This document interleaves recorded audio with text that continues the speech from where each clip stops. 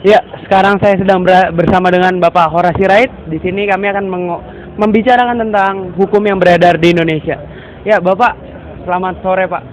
Selamat sore. Ya, jadi kali ini saya ingin bertanya, Pak. Pertama-tama, hukum itu menurut pendapat Bapak itu apa sih, Pak? Hukum adalah suatu aturan dan peraturan yang harus ditaati oleh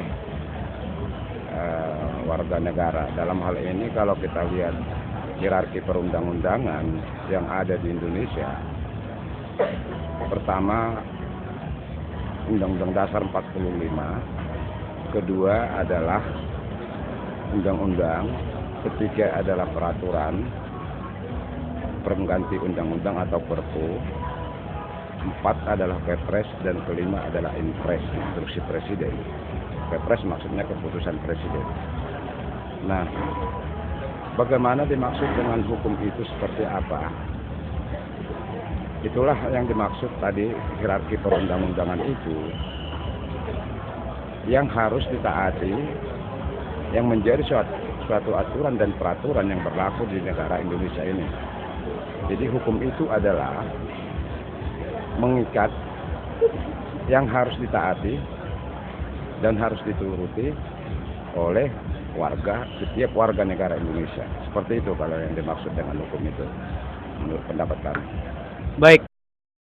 Iya, Pak, terakhir, Pak. Ya. Sepatah dua patah kata aja pesan untuk masyarakat Indonesia agar berpandangan lurus tentang hukum itu apa sih? Pesan dari kami sebagai praktisi hukum, dalam hal ini pengacara, kalau kita mau menginginkan bahwa bagaimana hukum itu dapat ditegakkan dengan adil dan menjadi suatu kebenaran, maka kita mulai dulu dari diri kita sendiri. Apakah kita sudah mengikuti atau aturan dan peraturan tersebut? Maka bagaimanapun dengan dari diri kita sendiri yang kita tanamkan kepada anak-anak cucu kita yang menjadi pewaris